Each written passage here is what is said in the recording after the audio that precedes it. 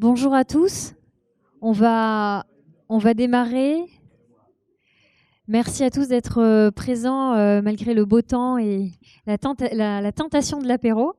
Mais je pense que vous avez bien fait, vous allez vous régaler. Je passe tout de suite la parole à Manuela Chanfraud-Dizier, qui est la CEO de Butterfly et la trésorière de l'association French Tech, pour le propos introductif. Bonsoir et bienvenue. Notre président Hubert est à Dakar à l'heure où je vous parle. C'est pour ça que c'est moi qui ai introduit la réunion. Il vous passe bien le salut. On vous remercie d'être venu pour cette table ronde sur faire du business transfrontalier. Donc, la French Tech, c'est une association qui a 2 ans maintenant, qui fédère plus de 140 entreprises innovantes, toutes filières confondues, dont notre mission, c'est d'apporter de la visibilité et créer des synergies entre chacun.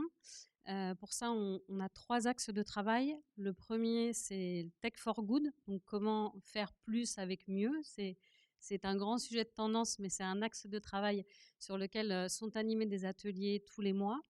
Le deuxième, c'est l'attractivité des talents. Bon, je ne les ai pas donnés dans l'ordre. Et sur cet axe-là, en priorité, on a un événement important le 14 et le 15 octobre qui aura lieu à l'Estia, où on ouvre 2 journées complètes pour présenter l'innovation aux lycéens. Donc, il y a 400 lycéens qui se déplacent de lycées de l'intérieur du Pays Basque, mais aussi de la côte, pour comprendre ce qu'est une entreprise innovante et quels sont les métiers autour de l'innovation, puisque la principale problématique de nos entreprises adhérentes, c'est de faire face aux difficultés de recrutement pour accompagner leur croissance. Aujourd'hui, il y a un vrai sujet en termes de recrutement pour ces entreprises et que faire connaître leurs métiers, qui sont parfois des métiers même encore en devenir, c'est un sujet et c'est un sujet qui concerne les plus jeunes. Donc l'idée, c'est de semer des graines et de leur faire connaître ces métiers et susciter des vocations. Donc ça sera le 14 octobre pour les lycéens et le 15 octobre pour l'ensemble d'entre vous. Venez nombreux, venez avec vos enfants, venez en famille pour connaître et découvrir les entreprises innovantes du territoire et aussi pour pouvoir découvrir ces métiers-là. Et puis la dernière axe de travail, c'est l'international. Et donc, c'est l'objet de notre atelier de ce soir. Comment faire du business? On s'appuie sur 60 communautés French Tech dans le monde qui sont, comme nous, des associations qui fédèrent des entreprises innovantes, nombreuses en territoire, mais également à l'étranger. Et c'est ça aussi la force de la French Tech, c'est d'être implantée à l'international. Et donc, ce soir, plus spécifiquement, on va travailler, ou en tout cas, on va ensemble partager la problématique du transfrontalier. Et je vous remercie tous pour venir témoigner sur ce sujet-là. Merci à tous.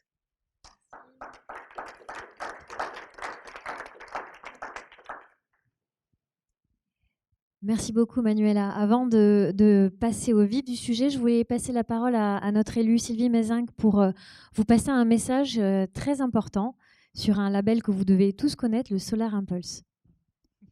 Oui, bonjour, je suis Sylvie Mézinc, donc je suis déléguée départementale élue et je suis en délégation sur territoire d'innovation.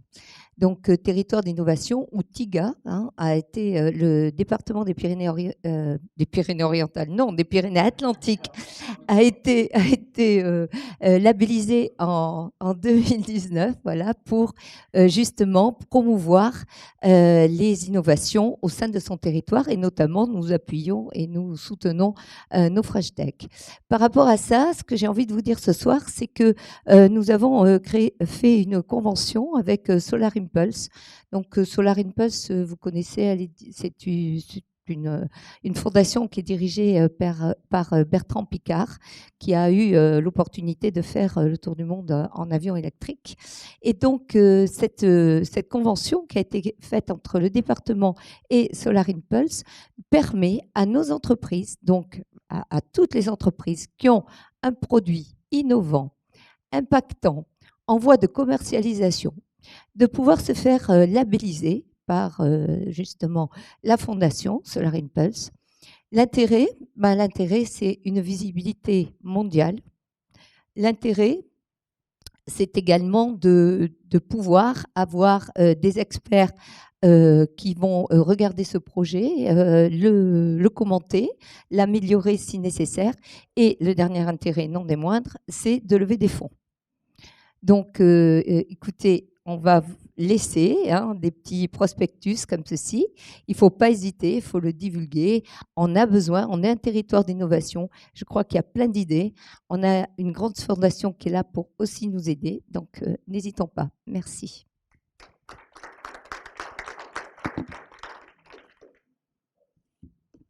Merci beaucoup, Sylvie. Alors, en effet, l'international, c'est un sujet sur lequel on travaille depuis le tout début de l'association French Tech.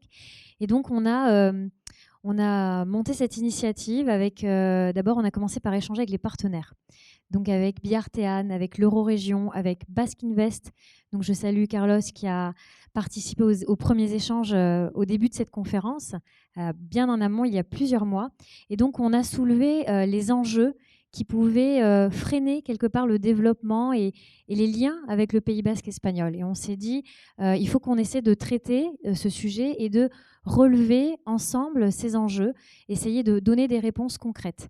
Et donc voilà, les enjeux, c'était quoi? C'était une méconnaissance sur le contexte économique, politique de l'autre côté. Un des enjeux, c'est aussi la barrière de la langue. Ça peut freiner, ça peut faire un petit peu peur de dire qu'on n'était pas... qu'on parle pas le même langage, et aussi les différences culturelles. Et puis d'autres enjeux, c'était d'avoir des contacts clés et puis peut-être des programmes pour nous aider, pour faciliter cette démarche.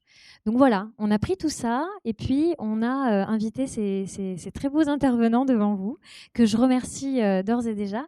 Et juste aussi pour vous dire que cette conférence et cette table ronde est filmée, et donc elle sera évidemment retransmise sur notre chaîne YouTube, la French Tech Pays Basque. Donc vous pourrez la voir, la revoir et puis conseiller aussi à votre réseau de la voir. Donc je vais passer la parole tout de suite à nos intervenants pour une présentation de leurs activités. Gauan deneri eta mila esker zuen gomitagatik. Buenas tardes a todos. Bonsoir à toutes et à tous. Donc je me présente, je suis Mathieu Berger. Je suis ici en tant que conseiller régional. Alors j'ai diverses délégations à la région. Je suis en charge des ports et des aéroports, mais je ne vais pas vous parler des ports et des aéroports aujourd'hui. Je suis également en charge de la coopération territoriale européenne et de l'Eurorégion Nouvelle-Aquitaine, Euskadi, Navarre. En ce moment, c'est la Nouvelle-Aquitaine qui préside l'Eurorégion. Donc j'assume le rôle de président du comité exécutif de l'Eurorégion pendant 2 ans. Et il se trouve également que la région Nouvelle-Aquitaine est autorité nationale du POCTEFA, c'est-à-dire le programme opérationnel de coopération transfrontalière Espagne-France-Andorre, doté de 250 millions d'euros. J'aurai l'occasion de l'évoquer tout à l'heure. Et comme autorité nationale, j'ai la présidence tous les 2 ans du comité de suivi et du comité de programmation. Et j'alterne ce poste avec la représentante du Ministerio de Hacienda du gouvernement central espagnol. Voilà. Et je donne également des cours de droit de la coopération décentralisée et management de projets transfrontaliers à l'université. Voilà. Bonsoir tout le monde, moi c'est Michael Aberi, je suis le fondateur d'Aberine. On a décidé de faire quelque chose d'un peu culotté, c'est faire du foie gras végétal au Pays basque. Voilà, donc c'est un peu le début de l'aventure. Là ça commence maintenant sur 3 ans d'activité. Et ça commence à prendre un petit peu à l'étranger, donc on verra dans la suite. Bonsoir, merci pour l'invitation de French Tech. Bonsoir à toutes et à tous. Moi, je suis Olga Irastorza et je suis responsable de la chambre de commerce transfrontalière qui s'appelle Biartean. Bi, c'est 2 en basque. Artean, c'est entre, donc entre les 2. Et Bihar, avec un H, c'est demain. Donc, c'est ce qu'on voudrait vous faire toucher du doigt, c'est-à-dire qu'il y a un futur entre les 2 parties de la Bidasoa, les 2 rives de la Bidasoa. Kaisho, bonsoir à tous. Merci Nella pour l'invitation. Je suis Christine André, je fais partie de l'équipe des parcs technologiques d'Euskadi jusqu'à Igualde. Donc, on travaille depuis quelques années avec Biartean, Basque Invest et toute l'équipe des technopoles du Pays basque. Donc, c'est un plaisir d'être ici avec vous et partager ce qu'on a, ce qu'il y a de l'autre côté de la frontière pour essayer d'établir des ponts, initier des collaborations ensemble. Donc, on parlera après de tout ça. Merci. Bonsoir à tous. Donc, je m'appelle Romain Roquefort, je suis un des associés fondateurs de de Whoopi, qui est un éditeur logiciel spécialisé en intelligence artificielle, travaille principalement dans le secteur industrie, énergie, transport. Donc je suis là parce qu'avec Whoopi, on vit le transfrontalier quasiment au quotidien. On a une société à Bidart depuis 2013 et puis on a entamé l'aventure en Euskadi en 2017. Aujourd'hui, ça représente grosso modo 20% de notre activité. Et voilà, on a la chance d'y être quasiment 2 jours par semaine au sein d'un des parcs technologiques, celui de Miramon. On est très heureux. Merci beaucoup pour les présentations. Je remercie aussi Stéphanie qui va m'aider sur le timekeeping parce que nous allons travailler avec Stéphanie. On vous invite aussi, puisque comme on vous a dit, l'international, on y bosse. On fait des webinars et on a fait déjà Singapour, Tokyo, l'Australie. Et donc la semaine prochaine, avec Stéphanie, on va animer un webinar avec Berlin. Donc le 29 septembre, vous pouvez vous connecter aussi entre midi et 2. Hop. Alors je vais poser la première question à Mathieu. Un des enjeux, c'était connaître un petit peu le contexte économique, politique de l'autre côté.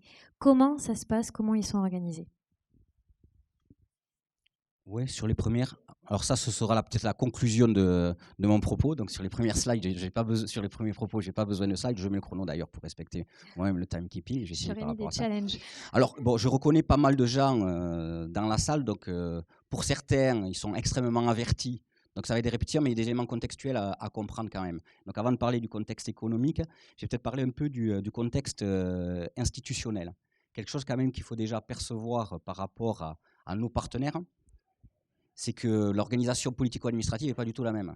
Nous, on a l'habitude d'avoir un État central fort et des collectivités territoriales très peu décentralisées. Là-bas, c'est une constitution des États des autonomies. C'est un quasi-État fédéral. Et les autonomies sont des quasi-États. C'est un élément quand même extrêmement important à intégrer. Ils ont pratiquement toutes les compétences d'un État. J'allais dire, ils ont la santé, ils ont l'éducation, j'allais dire, hormis l'armée et les prisons. Et généralement, après chaque élection, il y a des renégociations sur les compétences. Donc on est vraiment dans une situation où on a des communautés autonomes qui sont des quasi-États. Pour l'illustrer, et on va partir tout de suite sur les questions budgétaires, la région Nouvelle-Aquitaine, c'est 6 millions d'habitants, avec un budget de 3,5 milliards d'euros. Euskadi, c'est 2,2 millions d'habitants, avec un budget de plus de 11 milliards d'euros. Et attention, vous allez avoir peur, la communauté forale de Navarre, mais c'est à la fois communauté autonome et également une députation, parce que c'est une communauté forale de Navarre, 600 000 habitants, 4,5 milliards d'euros de budget. C'est normal, ils ont toutes les compétences. Ils ont pratiquement toutes les compétences de l'État. Donc, du coup, ils ont une capacité d'action quasi immédiate et sur le terrain. Je pense que quand on veut faire du business, c'est quelque chose à devoir comprendre immédiatement. Là aussi, donnée qui peut-être un peu aussi choquer, nous, on se prend souvent pour des nordistes de l'Europe et on les regarde comme des sudistes de l'Europe. On a une petite forme d'arrogance française, ça peut arriver. Alors ici, on l'a un peu moins, puisque l'arrogance française, on l'a peut-être un peu moins, on la ressent de manière un petit peu moins forte, je dirais. Le PIB par tête. Mais le PIB par tête, en Alaba, c'est 36 000 euros par an. En Guipuscoa, c'est 32 000 euros. En Biscaye, c'est 31 000 euros. En Navarre, c'est 30 500. Et enfin, on arrive dans les Pyrénées-Atlantiques, où on est à 29 800. Si vous le faites à l'échelle des communautés autonomes, ben les données sont, j'allais dire, pires. On se retrouve avec Euskadi qui est devant, la Navarre, et la Nouvelle-Aquitaine qui arrive en troisième position au niveau du PIB par tête, si on prend à l'échelle de la région Nouvelle-Aquitaine. Pourquoi? Mais parce qu'on n'a pas que des départements aussi développés, j'allais dire, que la Gironde et les Pyrénées-Atlantiques. On a aussi des départements comme la Creuse où le PIB par tête fait baisser la moyenne. Mais c'est quand même des réalités. Quand on va aller faire du business, il faut d'abord quand même connaître ses potentiels partenaires. Autre élément, là par contre, quand je parlais du transfrontalier général, vous verrez la cartographie du transfrontalier qui va au-delà de l'eurorégion. Hein. Quand on parle du transfrontalier, c'est toute la chaîne des Pyrénées, donc on va intégrer aussi l'Aragon, la Principauté d'Andorre et la Catalogne par rapport à ça. Mais c'est un PIB annuel de 500 milliards d'euros, c'est 3% du PIB de l'UE, pas négligeable. Au niveau de la structuration, on a évidemment un secteur tertiaire qui l'emporte, et bon, ça c'est toutes les économies développées européennes, mais la spécificité, c'est qu'il y a quand même une industrie qui reste très forte, avec plus de 20 points du PIB, notamment en Navarre, en Euskadi et dans la Rioja. Enfin, le secteur primaire qui reste très important en Nouvelle-Aquitaine, dans la Navarre, dans la Rioja. Autre point, plus d'1 million d'entreprises sur ce territoire transfrontalier, dont 95,8% ont moins de 10 employés et 61,3% n'ont aucun employé. Donc vous voyez quand même l'écosystème entrepreneurial de notre territoire. Donc ensuite, nous, autorités, je dirais, politiques, comment on intervient là-dessus? Mais on intervient au travers de deux structures. Une structure politique, notre Eurorégion, donc avec 5 axes, je dirais, de travail, la citoyenneté eurorégionale, alors autour de la politique linguistique, de la culture, mais ce n'est pas ça que j'ai abordé avec vous. Le développement innovant, compétitif, inclusif et durable, c'est probablement celui-là que je vais aborder avec vous. Et également des questions de développement durable, de durabilité du territoire, où on traite en particulier les transports. Après, il y a une question qui touche à la gouvernance transfrontalière, parce qu'il y a un écosystème avec une multiplicité d'acteurs et une asymétrie de compétences qu'il faut intégrer pour pouvoir travailler tous ensemble. Je vois mes collègues du département, mais on travaille main dans la main, notamment sur les fonds européens avec eux. Et enfin, la question de la gestion innovante de l'Eurorégion, puisqu'il y a une donnée assez intéressante en termes de statistiques qui dit que si on levait 20% des obstacles transfrontaliers à caractère légaux, administratif, on gagnerait 2 à 3 points de PIB sur la zone transfrontalière. Donc on a encore du travail au niveau politique pour faire évoluer ces choses-là. Extrêmement rapidement pour dire comment on travaille au niveau de l'Eurorégion, puisqu'après je parlerai au niveau du POCTEFA, au niveau du développement économique. Au niveau européen, on a demandé aux régions de se spécialiser. Ce qu'on appelle l'IRIS 3, c'est la spécialisation intelligente, je pense que vous en avez entendu parler. Et au moment de travailler ensemble, les 3 régions, communautés autonomes, on s'est dit la meilleure manière de travailler ensemble, si on veut développer des écosystèmes économiques, mais c'est de travailler sur la base de nos secteurs stratégiques eurorégionaux. Et donc on a fait ce tableau où on a pris les stratégies de spécialisation intelligente des 3 territoires, de la Nouvelle-Aquitaine, de l'Euskadi et de la Navarre, et du coup on les a regroupés autour de ces secteurs eurorégionaux stratégiques qui sont la fabrication avancée aéronautique, mobilité électrique, l'industrie agroalimentaire, alimentation saine et durable, la bioscience, vous voyez, j'arrive à la fin, c'est parfait, la bioscience, la santé, la silver economy, les énergies renouvelables, et enfin l'habitat durable, construction durable, et l'industrie créative et culturelle. Voilà ce autour de quoi nous structurons nos interventions, notamment au niveau de l'Eurorégion, au travers d'un appel à projet, développement économique doté de 500 000 € par an. Voilà. Merci beaucoup, Mathieu. Alors, Olga, est-ce que tu peux nous donner un peu des exemples d'entreprises dans ces grandes filières d'activité que représentent l'Euskadi et la Navarre? Alors, mon rôle va consister à essayer de vous ouvrir quelques fenêtres vers effectivement ces 2 mondes dont vient de parler Mathieu Berger, Euskadi et Navarre, Pays Basque Sud, Pays Basque Espagnol, vous l'appelez comme vous voulez, et la Navarre, dont il a donné les grands chiffres. Je ne vais pas y revenir. Donc, il faut savoir que Euskadi s'est développé sur 2 pieds, si je puis dire, c'est-à-dire l'innovation et l'internationalisation. C'est-à-dire qu'aujourd'hui, par filière, vous allez retrouver la logique de cluster thématiques qui regroupent des grandes entreprises, des startups, des PME, des centres technologiques et des centres de formation. Et c'est ces écosystèmes vertueux qui font qu'il y a un développement économique qu'a abordé Mathieu Berger dans son exposé. Il y a aussi il y a un réseau de centres technologiques et il y a un réseau de parcs technologiques dont ma voisine de gauche, Christina Andrés, va également parler. Juste pour vous donner quelques exemples. En énergie, donc c'est un énorme secteur, et donc par délégation du gouvernement basque, donc le gouvernement de proximité, dont Mathieu a également parlé, avec une grande réactivité et avec un budget pléthorique, a souvent, on va dire, une agence qui met en sauce, si je puis dire, la stratégie du gouvernement. EVE, donc l'agence basque de l'énergie, et ça consiste à faire travailler ensemble des grands groupes, des PME, des startups, des centres technologiques, et également de venir en aide dans l'innovation à des entreprises basques. c'est-à-dire nées en Pays Basque. Il y a également des entreprises qui viennent d'ailleurs et qui ont créé des filiales, évidemment, sur ces territoires très porteurs. Vous voyez qu'il y a Iberdrola, dont vous avez certainement tous entendu parler, Gamesa, Siemens, Sener, Petronor, Repsol, qui sont des mastodontes et que vous connaissez forcément. L'un des thèmes qui a été abordé dernièrement, c'est l'hydrogène. On en parle beaucoup.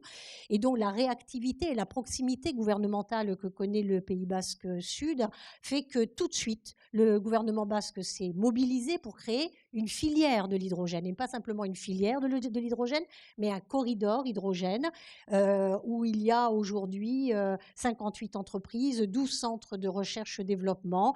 Il y a le mastodonte qui est leader, qui est le Petronor Repsol. Et puis, ils sont allés voir les voisins également. Ils ont demandé à la Navarre, vous voulez en être ? OK. Et ils ont demandé à l'Aragon, qui est également pionnier en hydrogène, vous voulez en être? OK. Ce qui veut dire qu'à quelques kilomètres d'ici, on a un corridor qui est en innovation permanente, et ce jusqu'à 2030, 2050, etc., qui commence à impulser des projets sur l'hydrogène dont on entend parler dans les journaux partout. Et eux, ils sont en marche. Et l'innovation hydrogène, elle est donc à 50 kilomètres d'ici. La machine-outil, elle vous intéresse peut-être moins, mais il faut savoir que c'est une filière historique pour le Pays Basque. C'est véritablement un positionnement européen avec les plus grands fabricants en Europe. Il y a là aussi la même structure. Il y a un cluster qui réunit grands groupes, PME, PMI, etc.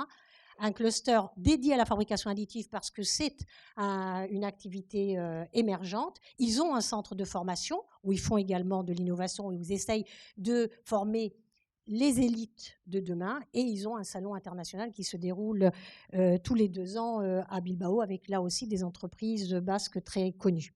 Sur les nouvelles technos, c'est la même chose. Ils ont un cluster, Gaia, avec la même logique, des entreprises qui sont nées, qui sont des entreprises basques, mais d'envergure internationale, comme Ibermatic et Euskaltel, ne serait-ce que par le cyclisme. Euskaltel, ça doit vous dire quelque chose, Retour de France, je suppose, Fagor Electronics, etc. Et puis, évidemment, il y a de très grands groupes qui ont dit, là, il y a un écosystème et il y a une économie très dynamique de l'innovation. Nous allons créer, évidemment, des délégations et des filiales, Vodafone, Huawei, et puis ZTE, etc. Et pour avoir toujours un écosystème d'avance, en quelque sorte, ils viennent de créer, et Romain connaît ça également, le Centre basque de la cybersécurité, puisque c'est un thème d'actualité au niveau européen et évidemment international. La biosanté est organisée exactement de la même façon, c'est-à-dire qu'il y a une partie cluster, évidemment, pour le parti entrepreneurial, mais il y a aussi des centres technologiques qui travaillent, il y a des hôpitaux et également des hôpitaux universitaires pour pouvoir mener et impulser des projets, et il y a des grandes entreprises qui, elles aussi, peut-être avez-vous entendu parler de Bexen Medical. Bexen Medical, c'est une entreprise qui est à Guipuscoa, qui est à 50 km d'ici, 48 peut-être, qui a été actionnée par le gouvernement espagnol au moment de la pandémie, où évidemment le gouvernement espagnol et l'Espagne en général étaient en déficit de masques. Bexen Medical avait une délégation en Chine. Le gouvernement espagnol lui a dit, est-ce que vous pouvez ramener vos machines en Pays Basque pour que nous soyons le plus indépendants possible en masques contre le Covid, ce qui a été fait. Et donc, ils ont commencé la production de masques médicaux en Guipuscoa, non seulement pour le Pays Basque et la Navarre ou le nord de l'Espagne, mais pour l'ensemble de la péninsule ibérique, avec un prix plafonné par le gouvernement espagnol. Puis il y a l'automobile, l'aéronautique. Je ne vais pas vous donner trop de détails, mais c'est simplement pour vous dire que la logique et l'écosystème que vous avez à quelques kilomètres de chez vous, à quelques kilomètres d'ici, se constitue toujours d'un cluster, d'innovation menée au sein de centres technologiques, d'entreprises leaders en automobile, Mercedes, Michelin, etc., et d'entreprises endogènes au territoire qui sont nées en Pays Basque, mais qui aujourd'hui ont des délégations partout à l'international, en Chine également, évidemment, mais également en Amérique du Nord, en Amérique latine, etc.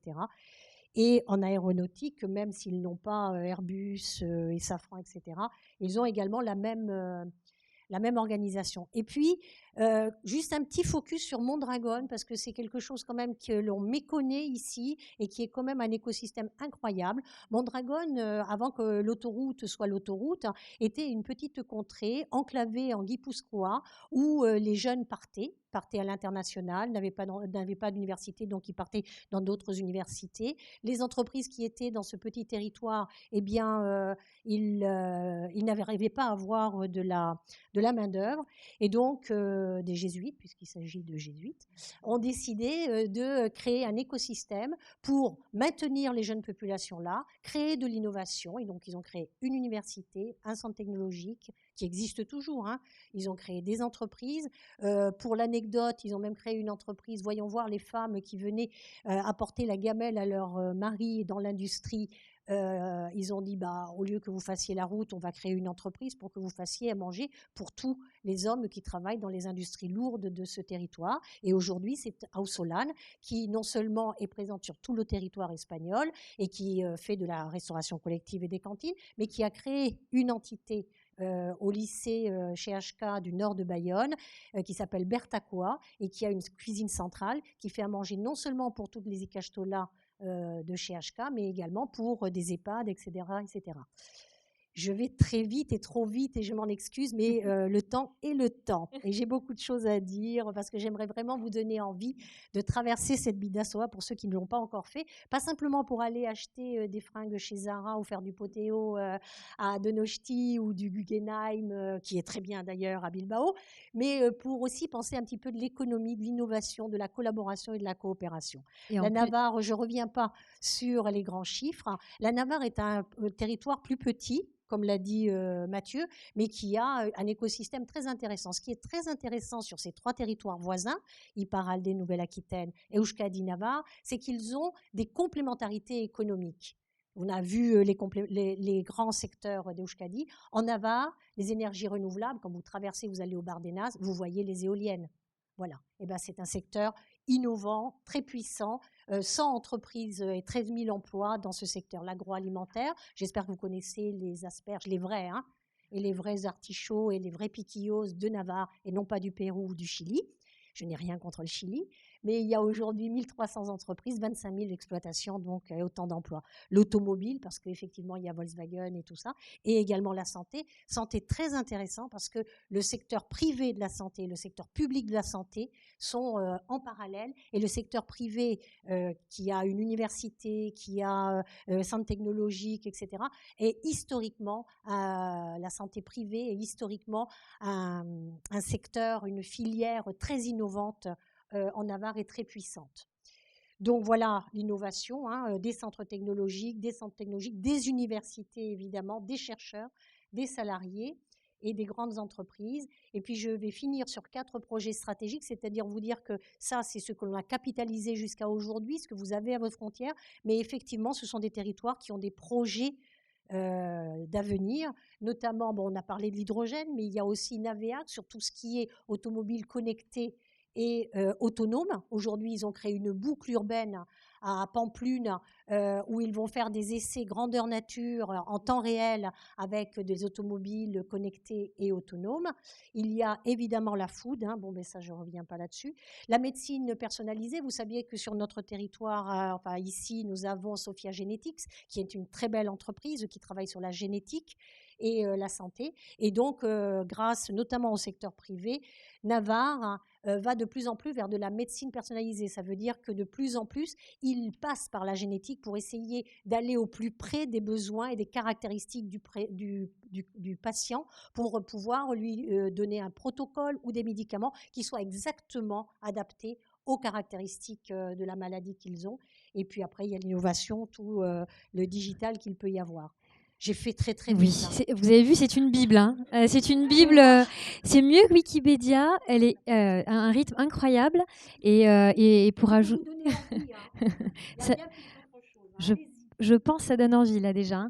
Et pour compléter, en plus, ils sont innovants parce que Mandragon, c'est en plus le modèle social qui est innovant avec le système des coopératives. Et c'est successful. Donc en fait, on a un vrai modèle social innovant qui marche. Donc ils sont assez incroyables. Merci Madame la Bible, Olga. Et donc du coup, on va passer aussi à la présentation rapide du parc technologique, puisqu'après, on va rentrer dans le détail sur son organisation. Est-ce que tu peux nous en dire plus? Comment vous êtes organisé? Juste pour finir cette parfaite introduction, je voudrais vous présenter un peu rapidement qu'est-ce que c'est le parc technologique d'Euskadi. Peut-être vous les connaissez, vous avez entendu parler du parc. Le parc technologique du Pays Basque, c'est un réseau, c'est 3 parcs, Biscaya, Guipuscoa, Alaba, l'un pour chaque des provinces qui composent le Pays Basque Sud. Donc, aujourd'hui, il y a 5 campus actifs à Biscaya. Les plus anciens, Zamudio Derio, peut-être vous les connaissez, il a été créé en 1985, c'est-à-dire ça a été le premier parc technologique en Espagne. Depuis ça, on a créé le parc de Guipuscoa, le parc de Alaba. Ici, à Biscaya, on a créé avec l'Université du Pays Basque un autre campus, c'est le campus de l'université.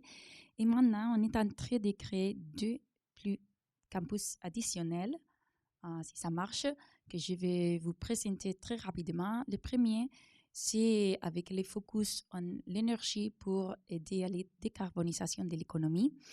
Le premier bâtiment, il va démarrer en 2023, c'est-à-dire demain, jusqu'après-demain. C'est le premier bâtiment, ça sera les EIC, c'est-à-dire les Energy Intelligence Center, avec les bâtiments sièges de cet campus, et avec un focus en énergie, l'hydrogène aussi, parce que les Basques hydrogène corridor, les corridors de l'hydrogène passent précisément par là, ce qu'Olga a mentionné avant. Et aussi, comme tous les campus ont une grande entreprise qui est l'attracteur, dans ce cas, ça sera Petronor, qui est très proche du parc, les premiers, l'une des entreprises les plus importantes dans ces campus. Et après, on est en train aussi de créer un autre campus à Bilbao, dans l'île de la connaissance. Ici, on aura 2 petits campus, la pointe nord, que vous pouvez voir à votre gauche, avec les focus dans les centres technologiques et les industries culturelles et créatives, et aussi au pointe sud, que vous pouvez voir à votre droite, avec des startups, des entreprises avec les focus dans l'éthique. Donc, on verra tout ça après. Parfait. Un intro. Merci beaucoup pour cette présentation. Donc là, on vous a un petit peu donné le décor du contexte de l'autre côté. Et maintenant, on va passer à la deuxième partie de cette table ronde qui est dédiée à alors comment je crée du business avec le filtre innovation avec le Pays Basque espagnol et surtout par quels moyens. Et donc, comme le disait Mathieu Berger tout à l'heure, on a la chance d'être dans une eurorégion et de pouvoir bénéficier de programmes européens. Et ça, pour les startups, c'est intéressant puisque vous avez un environnement de travail qui est encadré et financé. Donc Mathieu, tu peux nous en dire plus si tu veux. Oui, alors ça c'était ce que j'évoquais tout à l'heure et c'est le petit appel à projet de l'Eurorégion avec 500 000 € par an dans le cadre des stratégies de spécialisation intelligente euro-régionale. Mais moi, je vais vous parler plutôt de 250 millions d'euros. Tout de suite, on change de gamme et ça va vous montrer les opportunités que vous pouvez avoir dans les 6 années à venir. Donc d'abord, qu'est-ce que c'est la coopération territoriale européenne? C'est le titre que j'ai, mais ça ne vient pas de moi. Ça vient de la politique de cohésion. Je pense que vous avez déjà entendu parler de ce terme au niveau européen. Il y a la politique de cohésion et les grands fonds de la politique de cohésion. Vous avez déjà dû entendre parler du FEDER, du FEADER qui finance la politique agricole commune notamment, du FSE sur les politiques sociales. Et il y a le FEAMPA pour ceux qui s'occupent de la pêche. Et il y a un petit frère qu'on ne connaît pas bien, qui est celui de la coopération territoriale européenne. Ce sont donc des fonds FEDER Interreg et qui sont dédiés à la coopération territoriale européenne. Et c'est quand même particulièrement intéressant parce que, alors, pourquoi je suis délégué à la coopération territoriale européenne et pas uniquement à la coopération transfrontalière? Parce que dans les faits, quand on est citoyen d'entreprise sur la région Nouvelle-Aquitaine, on a le droit de coopérer sur 3 espaces en réalité. Celui-là, je reviendrai, ce n'est pas la peine de lire sur les montants, c'est celui qui va nous intéresser le plus aujourd'hui. C'est le POCTEFA, le programme opérationnel de coopération transfrontalière Espagne, France, Andorre. Là, vous avez le périmètre d'éligibilité, c'est-à-dire le périmètre sur lequel les projets doivent être développés. Alors, ce n'est pas compliqué. Au niveau français, si c'est compliqué, on utilise la référence NUTS 3 et au niveau espagnol, la référence NUTS 2. C'est une nomenclature européenne. Ça veut dire qu'en Espagne, les projets sont éligibles à l'échelle de la communauté autonome et chez nous, ils sont éligibles à l'échelle du département. Pour la région Nouvelle-Aquitaine, si vous voulez faire des projets de coopération transfrontalière, il faut que les projets se déroulent à minima en Pyrénées-Atlantiques. Okay, vous pouvez être à Bordeaux, vous pouvez être ailleurs sur le territoire, mais il faut en tout cas que les actions elles se réalisent sur ce territoire-là. Ce qui est particulièrement intéressant pour nous, puis ça veut dire qu'on concentre quasiment l'ensemble des crédits de coopération transfrontalière sur le département des Pyrénées-Atlantiques. Nos camarades d'Occitanie, ils doivent diviser ça sur 5 départements que vous voyez apparaître. Pour, je disais, les communautés autonomes, c'est essentiellement le territoire de l'ensemble des communautés autonomes. Et je reviendrai sur les axes thématiques et les montants qui sont alloués. Mais c'est 243 millions d'euros pour la future programmation 2021-2027, avec un premier appel à projet qui devrait sortir début 2023. Ça, c'est le bilan du POCTEFA 2014-2020. Donc, vous voyez, dynamiser l'innovation et la compétitivité. Bon, ben, c'était des crédits qui étaient ouverts aux entreprises, aux centres d'innovation, aux universités, aux centres de recherche. 52,9 millions d'euros, plus de 104 projets dans le domaine. Promouvoir l'adaptation au changement climatique, 28,4. Bon, je pense que vous savez lire, donc je ne vais pas lire moi-même le slide PowerPoint, mais vous pouvez imaginer comment vos entreprises, vos structures peuvent s'intégrer dans cet ensemble de projets. Ce qu'il y a à retenir, c'est qu'il y a eu 175 projets programmés à l'échelle du périmètre que je vous ai montré, d'accord, sur toutes les Pyrénées des deux côtés de la frontière. 175 projets, 108 projets programmés avec la participation d'acteurs néo-aquitains. C'est-à-dire qu'on est extrêmement actif en matière de coopération transfrontalière. Et on peut avoir des projets quand on fait la coopération transfrontalière juste avec nos amis de la Navarre et d'Euskadi, l'obligation ou juste d'Euskadi ou juste de la Navarre, mais on peut avoir aussi des projets qui vont associer des partenaires d'Occitanie, la Catalogne. L'Estia notamment avait fait un grand projet énergétique avec des acteurs d'Euskadi, mais également de la Catalogne. L'Estia qui est un spécialiste pour répondre aux appels à projets transfrontaliers. Donc si vous cherchez des ressources, il y en a au fond de la salle. Très efficace. Je reviendrai donc sur le POCTEFA 2021-2027 a posteriori. Il y a un autre espace quand même qui est intéressant, c'est l'espace atlantique. Et là, si on est sur l'innovation bleue et la compétitivité, l'environnement bleu et vert, le tourisme, on se rend compte qu'on a de nouveau 100 millions d'euros supplémentaires quand même. Là, la nécessité, c'est qu'il faut un partenariat, cette fois, par contre, minimum avec 3 régions de 3 pays différents. Sachant que le partenariat, depuis que nos amis britanniques nous ont quittés, on a perdu les Britanniques, donc on a perdu une partie des crédits aussi, ça va de l'Irlande au Portugal. Mais vous voyez également 29 millions d'euros sur l'innovation bleue et la compétitivité, 55 millions d'euros sur l'environnement bleu et vert. On voit les priorités politiques. Pour ne rien vous cacher, c'est localement qu'on décide les enveloppes qu'on alloue. L'Europe et les États nous donnent une enveloppe, et ensuite ce sont ce qu'on appelle les programmes opérationnels, mais dont la gestion est déléguée aux collectivités territoriales, qui décident des priorités. Donc il y a une décision politique pour savoir où on alloue les financements. Et enfin, le troisième espace, qui est l'espace sud-ouest, comme vous voyez, qui prend en gros le grand sud-ouest de la France et toute la péninsule ibérique. Et là, on retrouve globalement toujours les mêmes thématiques, et vous retrouverez les mêmes au niveau du POCTEFA. Pourquoi ? Parce que ces thématiques, elles sont piochées dans les règlements européens. Dans les règlements européens des fonds FEDER et des fonds CTE. Et par contre, une fois de plus, localement, on décide d'affecter tant de crédits à telle priorité. Donc du coup, je reviens maintenant à ce qui nous intéresse aujourd'hui, le POCTEFA 2021-2027. C'est celui qui va vous intéresser. Alors, j'ai une mauvaise nouvelle, mais pas tout à fait. C'est la première génération de fonds POCTEFA. On arrive à 5e, 6e génération de fonds POCTEFA, où ce n'est pas le développement économique et l'innovation qui arrivent en première priorité d'investissement. C'est peut-être parce qu'on s'est rendu compte que la priorité, c'est la protection et consolidation des valeurs écologiques du territoire transfrontalier. Et donc, on va investir dans l'environnement. On va aussi construire un espace transfrontalier plus intégré et plus inclusif sur le plan social. Donc, on voit du coup que les priorités au niveau européen, mais au niveau local, ont changé. C'est-à-dire, on alloue davantage de crédit à ces priorités-là. Mais ça ne veut pas dire pour autant, et ce papier, je ne peux pas vous le montrer, c'est pour ça que je n'ai pas publié, parce qu'il n'est pas encore officiel. Puisque là, on a envoyé la maquette du programme opérationnel. Donc là, vous avez globalement les grands volumes financiers, 54,6 millions d'euros, pour résumer, sur la recherche, l'innovation, la digitalisation, la coopération entre entreprises, 59,1 millions sur la protection et consolidation de l'environnement, la politique sociale, et après, vous avez la priorité 6 et 5, qui sont 6, c'est sur les bassins de vie transfrontaliers. J'expliquerai ça un peu plus tard.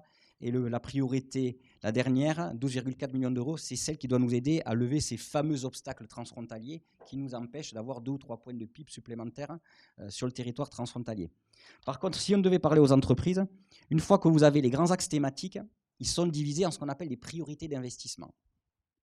Et donc, les priorités d'investissement, c'est 54,6 millions. Et là, je ne rentrerai pas dans le détail, puisque ça n'a pas été encore adopté par la Commission européenne, mais on sait qu'il y aura une priorité d'investissement sur améliorer la capacité d'investissement et d'innovation dans le cadre des technologies avancées, à peu près une vingtaine de millions d'euros.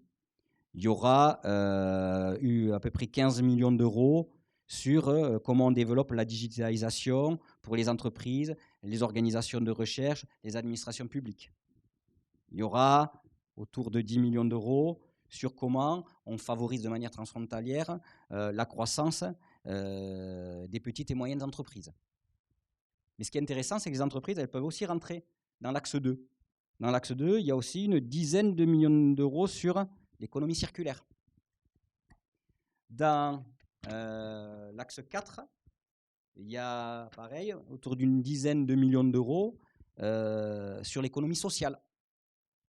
Donc on se rend compte, on a peut-être diminué, je dirais, l'enveloppe initiale, leur recherche, innovation, développement, mais on se rend compte que les entreprises, elles peuvent également trouver leur place dans les autres axes thématiques.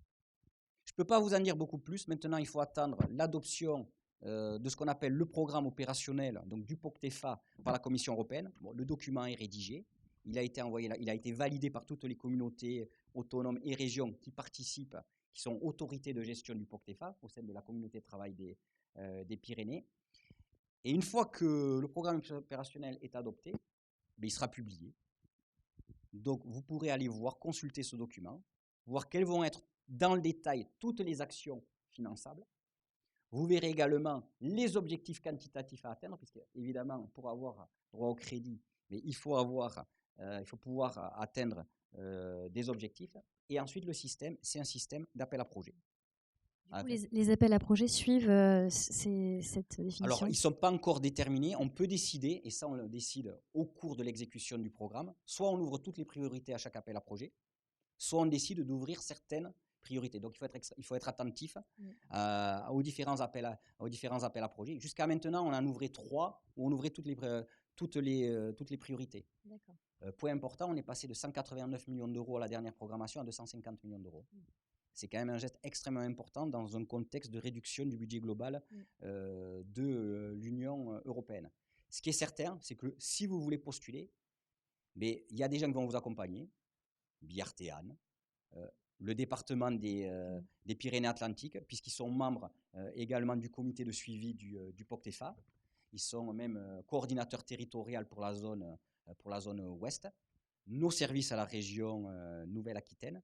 Et ce qui est intéressant, c'est que le comité de programmation, c'est-à-dire ceux qui vont choisir les projets, il est composé des représentants de toutes ces collectivités territoriales. C'est-à-dire j'aurai un ou une collègue du département des Pyrénées-Atlantiques, j'aurai les collègues de tous les départements, j'aurai mes collègues des communautés autonomes, c'est-à-dire on co-construit la programmation au long cours. Donc l'intérêt pour vous aussi, c'est de bien intégrer quelles sont les priorités politiques des territoires pour quand vous présentez des projets, ça répond aussi à ces intérêts-là. Voilà. J'étais un peu long, mais c'était peut-être, je pense, important de rentrer dans le détail. Important, puisque des nouvelles sur l'appel à projet 2023, donc janvier du coup. Normalement. On prend note, Mathieu. Et alors, ces programmes transfrontaliers, on a vu le bilan que tu as présenté, eh bien, sur le territoire, ils ont apporté des résultats concrets. Et ça, Olga, tu peux nous en parler sur qu'est-ce que ça a apporté concrètement sur notre territoire? Alors, je pense que les POCTEFA ou ces programmes européens ont plusieurs vertus, mais une des vertus pour la collaboration transfrontalière entre les 3 territoires dont on parle aujourd'hui, c'est véritablement de pouvoir donner du temps, puisque en règle générale c'est 3 ans, un projet de 3 ans, une collaboration avec des objectifs, c'est-à-dire que vous avez des collaborateurs, vous avez des partenaires dans les 2 autres territoires voisins et vous avez des objectifs, des indicateurs, etc. Ce qui donc vous donne déjà des rails. Vous vous mettez sur ces rails et puis en écrivant conjointement le projet, vous pouvez effectivement arriver à des figures, à des résultats intéressants. Celui qu'on voulait commenter aujourd'hui, c'est celui des 3 clusters transfrontaliers. En sortant, on avait la Chambre de commerce Bayonne-Pays Basque était leader, chef de file pour le projet Compétitive Éco, qui avait pour objectif de jouer sur les complémentarités économiques qu'il y a entre les 3 territoires et additionner les entreprises pour qu'elles créent un collectif, qu'elles créent une dynamique, un écosystème, qu'elles puissent collaborer et donc qu'elles puissent se présenter à des clients plus importants. Et ça nous a amené à créer 3 clusters transfrontaliers. Aujourd'hui, ces clusters existent toujours. Il y en a un qui s'appelle Additive Valley, qui, comme vous devez certainement le deviner, porte sur la fabrication additive, qui est le deuxième Big Data, qui porte sur l'intelligence artificielle et le Big Data, et le troisième, le Innov Medica Alliance, qui porte, lui, sur les dispositifs médicaux sur mesure. L'idée, c'était véritablement que ces petites entreprises ou des moyennes entreprises qui, toutes seules, peut-être, ne peuvent pas arriver à former toute une filière ou à aller vers des projets ou vers des clients importants, puissent former une chaîne de valeur conjointe en s'additionnant à l'intérieur même d'ailleurs de ces clusters. Certains aujourd'hui sont devenus les clients de leurs copains, de leurs partenaires, et où ils ont monté des projets avec eux, qu'ils ont présentés d'ailleurs à l'Eurorégion pour aller chercher une innovation et quelques financements complémentaires. Ce qui fait qu'en sortant du POCTEFA, nous avons créé 3 clusters transfrontaliers. Nous nous sommes rapprochés de l'Eurorégion et aujourd'hui, le modèle économique que nous avons, c'est qu'une partie de ces clusters, de l'animation de ces clusters, de la vie de ces clusters qui sont composés de 32 entreprises et centres technologiques des 3 territoires et au total un collectif de 62 experts en fabrication additive, en intelligence artificielle, etc. Nous sommes allés voir l'Eurorégion qui aujourd'hui finance une partie de cette animation, l'autre partie étant faite des adhésions de ces différents membres. L'idée étant que, donc là vous avez l'ensemble de ce réseau, aujourd'hui ce réseau existe.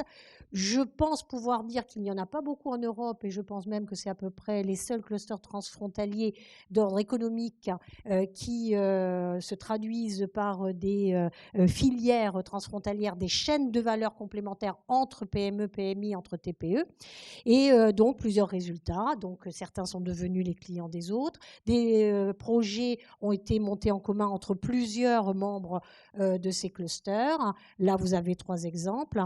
Il y a eu des opportunités d'affaires, des grands groupes qui sont venus voir, dites-moi, la fabrication additive, c'est émergent, mais que faites-vous dans votre cluster? Moi, j'ai un projet, j'ai besoin d'innovation. Thales, Airbus, Dassault, l'Institut Bergonié, B. Braun, etc. De l'innovation également, puisqu'il y a maintenant de la fabrication additive en continu. Je ne rentrerai pas dans le détail. Donc, l'avantage de ce POCTEFA, c'est que vous avez le temps de travailler avec vos partenaires dans les territoires voisins, que vous avez le temps de poser des filières, de poser des sujets, de les analyser, de ouvrir la porte à des PME, PMI, TPE, des 3 territoires, et en sortie, vous pouvez donc donner une pérennité, y compris à ces collectifs. Nous l'avons fait avec l'Eurorégion et les propres entreprises. Donc, elles peuvent aujourd'hui se créer un carnet d'adresses. Elles connaissent mieux les marchés d'un côté et de l'autre. Justement, Olga, désolée, je te coupe un petit peu par rapport au timing. Je crois que c'est à toi, C'est dur. je dirais. C'est très Je dur de pense que te c'est à couper. toi. J'étais trop Et alors, longue, je Olga, crois. attends, une Tiens, toute c'est à petite toi. question. T'as besoin de ça? Non. Olga, une toute petite question intéressante Dis-moi. aussi. Ces clusters, ils sont ouverts, on peut encore... Bien sûr. Du coup, c'est ça bien qui est sûr. intéressant aussi pour vous, c'est que vous rentrez dans un système qui est déjà encadré, mis en route, animé, voilà, par des animateurs exceptionnels en plus. Donc du coup, pardon de t'avoir coupé. Alors un retour d'expérience, puisque du coup, Oupi, vous avez été inclus dans ce projet POCTEFA transfrontalier, notamment dans Big Dacia. Est-ce que tu peux nous faire un retour d'expérience sur 2 points et je me mets à la place de nos start-upers. Combien de temps ça prend en termes d'implication, temps, timing, pour participer à ce type de projet transfrontalier? Et puis, qu'est-ce que tu en retires concrètement? Et voilà, sur le time-lapse, est-ce que c'est long ou pas long? Voilà. Est-ce que tu peux nous donner des précisions sur ce sujet? Alors, pour petit retour en arrière, alors très rapide, je sais, sur l'histoire de Oupi d'un point de vue transfrontalier, c'est un pas qu'on a franchi en 2017. Donc, ça fait quasiment 5 ans qu'on vit le transfrontalier vraiment au quotidien, grâce à des programmes divers et variés. On en parlait tout à l'heure, BIND 4.0 côté Euskadi, et par la suite, après l'initiative Clustero. Donc je dis c'est un petit pas qu'on a franchi et qui fait qu'aujourd'hui, je dirais le péage, enfin la frontière pour nous n'est qu'un péage. Donc je dirais même la barrière de la langue à laquelle tu as fait référence tout à l'heure, mon expérience me dit qu'elle n'existe pas en fait cette barrière de la langue. Des petites histoires juste pour illustrer ce point. Alors je vais revenir sur ton sujet, mais ça me semblait important. De la langue, quand on commence à avoir nos premiers rendez-vous, ils nous disent quelle conversation on fait la langue, vous parlez espagnol? On dit non, on ne parle pas espagnol, mais on apprend le basque. Ah bon, à ce moment-là, tout va bien, on le fait dans la langue que vous voulez, en français, en anglais, et on se retrouve finalement à faire des présentations multilingues, et ça pose absolument aucun problème. Donc, du coup, on a mis tous nos salariés au basque, ils sont hyper contents, toutes les semaines avec contrôle, devoir, journée d'immersion, enfin bon, ils me détestent, c'est pas très grave. Donc, on a vraiment c'est vraiment pas du tout un frein pour nous, cette langue, et j'irais même jusqu'à dire que se développer en Euskadi Navarre, c'est aussi simple ou aussi compliqué, ça dépend comment on le voit, que se développer à Bordeaux. Alors, je ne dis pas ça avec la moindre malice, je dis juste que finalement, les freins que l'on peut avoir, ce sont principalement, tels que nous, on l'a vécu, des freins psychologiques, en fait. La réalité, elle est tout à fait autre. Ça nécessite néanmoins un effort. Donc, un frein et effort, ce n'est pas la même chose. Donc, ça nécessite un effort. Et c'est là où c'est vrai que des organisations, comme on en trouve en Euskadi Navarre, ou Clustero permettent justement de faciliter cette intégration, de favoriser, de simplifier l'effort qui est nécessaire pour les entreprises numériques pour se développer de l'autre côté. Donc Clustero, on a même fait partie, je crois, des fondateurs de Clustero, et c'était au tout début, Olga est venue nous voir parce qu'on était déjà dans cette expérience transfrontalière, et je crois que par rapport aux résultats concrets, avant d'arriver aux résultats concrets, c'est de se dire que ces clusters, ils regroupent avant tout les entreprises qui ont envie de faire du transfrontalier. Voilà, qui ont envie de montrer que c'est possible de faire du transfrontalier, qui ne vont pas nécessairement dans une approche opportuniste en se disant voilà quel chiffre d'affaires je vais pouvoir avoir. Oui, il faut qu'on ait une activité économique, mais je crois que c'est des entreprises qui ont envie de le vivre et de montrer que c'est possible, et je crois que c'est ça qui nous anime avant tout. Mais bon, pour en revenir aux chiffres, alors c'est difficile de dire concrètement qu'est-ce je peux imputer à Clustero ou que je peux imputer entre guillemets à Bind. J'irais juste Oupi aujourd'hui. En quelques mots, c'est 12 salariés, c'est 1 million d'euros de chiffre d'affaires cette année. Alors, c'est gros, c'est petit, peu importe. C'est ce que c'est aujourd'hui. C'est 20% qui se fait en Euskadi Navarre. C'est une salariée uniquement, parce qu'on ne va pas dupliquer notre R&D des deux côtés, ça ne fait pas de sens. À notre bureau de San-Sébastien, 13 Euskaldun, qui trouve rien mieux à faire que de m'inscrire à des conférences que je vais devoir faire en guipuscoa tout en basque. Ça fait environ 1 mois que je ne dors pas. Ça me traumatise, ouais, c'est vrai, mais je la remercie beaucoup. Et donc, je disais 15 à 20% côté Euskadi, et je crois la Euskadi Navarre, et je crois la preuve de témoignage la plus importante qu'on ait reçue dans notre activité transfrontalière est venue directement du gouvernement basque, d'Arantxa Tapia et d'Aitor Ursalai, qui nous ont sollicité il y a 1 an et demi pour être administrateur du Basque Artificial Intelligence Center, donc c'est le niveau de mon anglais, qui est effectivement ce groupe qui est présidé par Arantxa Tapia. Et donc on a dit, mais nous, Oupi, à nous, on est tout petits, puis on est Iparaldé, on n'est pas Égoaldé. Vous en avez beaucoup quand même en Égoaldé, des boîtes comme nous. Il dit, oui, c'est vous. Bon. Et donc on s'est retrouvé administrateur, et ça, je pense que c'est une preuve de confiance qui illustre vraiment, au-delà de faire du transfrontalier, le lien qui peut exister entre le public, privé et des deux côtés. Super important. Parce que le retour, il est là aussi. Il est dans la motivation des équipes et il y en a la reconnaissance que vous avez du gouvernement basque. Donc, merci pour ce partage et ce retour qui est hyper motivant du coup. Alors, on va parler d'un autre lien que vous pouvez développer avec le Shkadi et la Navarre, c'est intégrer un parc technologique. Alors, comment on fait pour intégrer le parc technologique de Shkadi? Est-ce que c'est facile, compliqué? Quels sont les critères d'éligibilité? Est-ce qu'il y a une taille minimum? Qu'est-ce que vous demandez à nos start-upers du Pays Basque français pour venir bénéficier d'un environnement assez incroyable? Et tu vas nous en parler du coup, Christina. Oui, merci. Pour vous présenter juste dans 2 minutes qu'est-ce qui sont les parcs, parce qu'avant on a vu les campus qui composent les réseaux des parcs technologiques du Pays Basque, mais maintenant je voudrais vous donner quelques clés de les chiffres, quelques chiffres et les types des entreprises qui se trouvent là. Maintenant, il y a 618 entreprises, il y a un peu tout, des grands, des petits, des startups, des grands corpos et plus de 20 000 personnes. Contrairement à certains technopoles de Nouvelle-Aquitaine et d'Iparaldé aussi qui ont les focus dans quelques technologies ou quelques secteurs, les parcs technologiques du Pays Basque sont multisectoriels. Seulement les nouveaux campus avec les focus en énergie, c'est les seuls.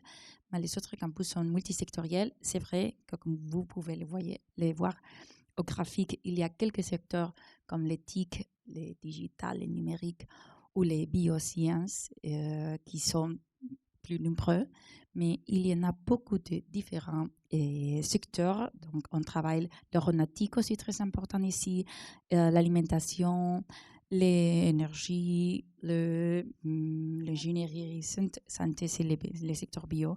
Donc, ce sont des parcs multisectoriels. Si on parle de chiffres, de talents, les réseaux, vous pouvez voir ici les chiffres. Je ne vais pas entrer dans les détails, mais peut-être un chiffre est plus intéressant. Et c'est celle-ci. Seulement les 1% des les entreprises basques se trouvent au parc technologique du Pays Basque, mais ils représentent les 38% de la recherche et développement qui s'est fait dans les Pays Basques. Donc, ça veut dire l'1% des entreprises, presque les 38% de R&D de Pays Basque, c'est fait au parc technologique, qui vous donne peut-être un chiffre de cette capacité technologique des entreprises. Ici, vous pouvez voir les différents agents qu'on a au niveau supérieur. Il y a l'unité de R&D, les clusters, donc vous pouvez connaître un peu plus mieux avec la présentation de Olga, les BRTA, les Basque Research and Technology Alliance, qui fait partie de tous les centres de technologie du Pays Basque. Au milieu, vous avez les centres de recherche et d'excellence qui sont plus focalisés à l'investigation, très près des universités, les pépinières universités, les BIC, donc on va parler un peu près, les universités, les centres de fabrication de pointe avec les CFAA, les centres de fabrication avancée en aéronautique et les Winbox avec les focus en énergie. Vous avez les centres de soutien au talent, Biscaya Talent, c'est très important pour attirer attirer et développer les talents qui viennent dehors, comme dans vos cas, par exemple. Et comme vous voyez, il y a beaucoup de différents acteurs et aussi beaucoup de différents types des entreprises. Ici, vous pouvez voir un petit échantillon des entreprises qui se trouvent au parc. Il y a un peu tout. Olga a très bien présenté le genre. Peut-être ici, vous voyez que toutes les entreprises sont très grandes comme nous, parce que c'est vrai qu'il y a beaucoup d'entreprises internationales, multinationales, big corpo qui se trouvent au parc. Mais c'est vrai qu'il y a beaucoup de startups. On va voir tout de suite.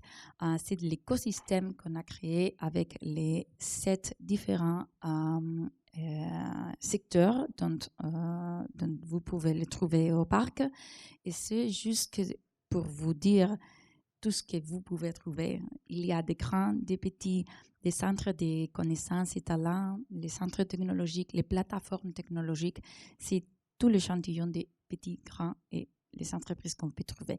Si on parle des petites, des startups, d'entrepreneurs, vous pouvez trouver 3 BIC. Il y a un BIC dans chaque départ technologique, à Biscaya, Guipuscoa et Alaba. C'est un emplacement stratégique pour les startups, l'entrepreneurship. Ici, vous pouvez recevoir l'aide pour les tutorats, mentorats, l'accélération de projets. Il y a un espace de coworking pour les entreprises qui viennent d'arriver et ont l'idée. Il y a l'incubatrice, les pépinières ou l'accélérateur pour les projets un peu plus élaborés. C'est juste aussi un échantillon des entreprises, des startups qui se trouvent au parc. Ici, on a eu Oupi quand ils étaient plus petites.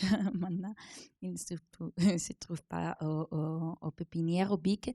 Mais je veux dire, il y a beaucoup de différentes entreprises qui travaillent dans différentes technologies, différents champs de valeurs qui se trouvent au BIC. Pour entrer dans l'un de ces endroits, l'étape, c'est vraiment facile. Je veux dire, pour entrer dans les BIC, vous devez être une entreprise innovante, hautement technologique, qui travaille dans quelques des domaines que j'ai mentionnés avant. Ça veut dire un peu vraiment très innovante et technologique. Il y a un comité d'admission, c'est vrai, pour les BIC, pour les parcs aussi, parce qu'on cherche des entreprises innovantes qui puissent avoir un impact dans la région, dans les Pays Basques. Mais à la fin, c'est vraiment facile. Vous avez accès à tout l'écosystème qu'on va voir. Plus de 600 entreprises et 20 000 personnes professionnelles du talent. C'est un réseau très intéressant. Et aussi, j'ai mentionné les BIC. Là, ils vous aident à impulser, accélérer votre projet. Mais c'est vrai que les parcs technologiques aussi, on a des services, un portfolio de services pour vous aider dans chaque étape de votre projet. Les portfolios à 5 différents branches, je sais comment ramasser, non? Et Bipark pour les personnes qui sont au parc, K-Business pour accélérer les networking, les contacts. On vous met en contact avec tout l'écosystème. Talent pour développer les talents du parc, K-Impulse pour vous aider à trouver des financiations pour votre projet, K-Futur pour adiviner ce qui vient. C'est les changements qu'on va voir. Et aussi, l'un des rôles les plus importants pour moi du parc technologique, c'est vous mettre en contact avec tous les agents de l'écosystème. Ça veut dire, pour l'internationalisation, il y a une agence, c'est BTI, et Basque Trade and Investment, c'est une agence qui dépend du gouvernement basque. Pour l'entrepreneurship, vous savez, les BIC, vous les connaissez déjà. L'innovation, c'est l'agence basque d'innovation. On a le soutien des différentes administrations, aussi Biscaya Talent pour attirer et lier les talents au territoire. Et on fait partie aussi des différents réseaux de parcs technologiques très intéressants. La première, c'est APTE, c'est l'Association espagnole de parcs technologiques. C'est plus ou moins comme les RETIS que vous savez ici en France, qui regroupe les plus de 600 parcs technologiques qui se trouvent en Espagne. Aussi, les IASP, c'est l'Association internationale des parcs technologiques. C'est cette division, les nôtres, l'européenne. Et en plus, il y a plus de 600 parcs du monde entier. On s'est mis une fois par an. La semaine prochaine, on aura les congrès internationaux des parcs technologiques. C'est une très intéressante occasion pour connaître tous les parcs technologiques du monde entier. Donc, c'est vrai qu'on fait partie de ce réseau et pour nous, c'est très important d'être en contact avec des autres parcs technologiques qui se trouvent tout à fait au monde entier. Donc, c'est ça. Incroyablement bien structuré, ce parc technologique de Schkadi. On a la chance de l'avoir juste à côté. Donc merci Christina, bravo pour le français aussi, c'est avec un respect du timing incroyable. Merci beaucoup Christina. Et justement, je voulais donner la parole à nos entrepreneurs. Alors Mickaël, toi, tu n'étais pas au parc de Schkadi, mais tu as eu l'opportunité d'être incubé à l'étranger, et notamment à Berlin. Alors qu'est-ce que ça apporte d'être incubé voilà, à l'international et de changer un petit peu de structure et de marché? Je pense déjà que c'est la manière d'approcher l'entrepreneuriat, c'est un peu différent. Il y a aussi, moi par rapport à mon incubation, c'était l'incubateur de Proveg, c'était à Berlin, qui était très spécifique pour la food vegan. Donc tout ce qui était des startups, voilà, soit cellulaires, soit normales, mais qui sont avec un focus sur la food. Après, moi j'ai beaucoup aimé parce que voilà, c'est toujours une manière de penser différente, une approche différente dans l'entrepreneuriat, des échanges aussi, voilà, ailleurs qu'en France. Donc il y a tout ça qui se met en place. Et surtout, c'est intéressant niveau connexion en fait, pour l'avenir. Là, par exemple, on est en train de développer, grâce à cette incubation-là, j'ai eu des contacts à l'étranger. Qui sont en Allemagne, qui sont un peu en Angleterre, donc un gros réseau super intéressant. Après, ici, c'est en train de bouger aussi au Pays Basque. Il y a le Basque Culinary Center qui sont en train d'avancer vraiment sympa. Ils vont construire justement un gros campus en plein Sensé au quartier de Grosse. Ça va être magnifique. Il y a aussi l'entreprise Agour ici qui est à Ailette, qui vont aussi en train de bosser sur un incubateur food. Donc assez intéressant de pouvoir... on a quand même un territoire gastronomique énorme ici au Pays Basque, d'avoir un petit peu voilà, ce genre de centre pour développer des startups basques dans l'agro, quoi. Très bien, donc c'est vrai qu'il y a une traction thématique qui fait que vous êtes enrichi au niveau des connexions, voilà, des contacts et du réseau. Et donc vous avez vu les thématiques qui sont couvertes par le parc technologique, donc ça peut être aussi intéressant si vous voulez pousser sur le réseau. Oupi, Romain, vous avez été... Oui. Vous avez été à la maison de chez Christina, donc au parc technologique. Comment ça s'est passé cette incubation? Qu'est-ce que ça vous a apporté, voilà, au-delà donc du regard différent, mais pour compléter? On y est toujours, hein. Plus en incubation, mais on a suivi. Nous, pour tout revenir dans l'histoire, en 2017, comme j'ai dit, on reviendra sur Bind tout à l'heure. On a rejoint ce programme. On a passé 6 mois dans ce programme d'accélération qu'on détaillera, je crois, tout à l'heure. Et puis, à l'issue de ce programme, le SPRI nous a dit ce serait bien, ou on aimerait bien, ou est-ce que vous ne voudriez pas créer une société à Donostia. Donc, avec Vincent, c'est mon associé, on s'est regardé, on a réfléchi longuement, ça a pris environ 2 secondes et demie, pour dire oui, bien sûr, on signe où. Et donc, c'est à ce moment-là qu'on a commencé, nous, notre aventure, enfin, qu'on a poursuivi notre aventure, qui était une logique, je dirais, évidente de poursuivre dans cette dynamique-là. On a bénéficié d'un financement aussi, qui s'appelle Kinsaile là-bas, qui permet de réamorcer un petit peu des choses, de diminuer toujours, parce que quand on veut créer une société, surtout Coupi est complètement autofinancé, on n'a pas de capitaux risqueurs chez nous, donc notre développement, même si on bénéficie d'un certain nombre de fonds publics, doit se faire avec une certaine parcimonie. On a quand même pu dérisquer de cette manière-là notre lancement là-bas. Et ça, c'était en 2018. Et puis, effectivement, on a été incubé. Et puis après, vous avez déménagé. Le SPRI et Big Pusco a déménagé dans un nouveau bâtiment. Et nous, on a suivi. Donc, on les a suivis. Maintenant, on est dans un nouveau bâtiment Écouche, qui s'appelle Ikushi, qui est magnifique. Et d'ailleurs, les parcs technologiques, tous les parcs technologiques sont juste magnifiques en termes de cadre de vie. Moi, j'ai fait 5 ans de bourrage de crâne à mon fils pour qu'il aille faire ses études post-bac là-bas. Bon, il a finalement allé à Bordeaux. Mais bon, oui, je traumatisais parce qu'il est parti il y a 2 semaines. Et bref. Olga le sait. Olga me lance pas là-dessus. Oui, me lance pas là-dessus. Hein. C'est bien que je suis assez émotif là-dessus. Et il reviendra pour les stages. Oui, déjà ce week-end. Hein, et donc du coup, voilà, je crois que même si on a été entre guillemets incubé là-bas en 2017. Par on appelle notre deuxième maman qui est Marianne Gabilondo, qu'on connaît bien, et à chaque fois qu'on a un problème on l'appelle, même des fois quand je me perds en Guipuscoa, j'appelle Marianne, je suis là, je sais pas qu'est-ce que je fais, je vais où, donc elle me guide. On est toujours très proches. La création de la société s'est faite simplement, on est allé voir Olga, pareil, Olga, qu'est-ce qu'on fait? Donc elle nous a trouvé des relais là-bas absolument incroyables, hein, qui est le comptable qui nous a littéralement pris par la main, mais vraiment littéralement, il nous a dit, bon là, les impôts c'est là, viens, tu signes là, d'accord. Après là, la banque, je t'ouvre le compte, ah bon, on fait quoi? Nous rien, tu signes là, d'accord, c'est fait. Bon après chez Oupi, l'administration, ça va vite chez nous, hein, on n'est pas... Et c'est vrai que ça facilitait vraiment très longuement ce processus. L'immersion, je crois que tu en as largement parlé.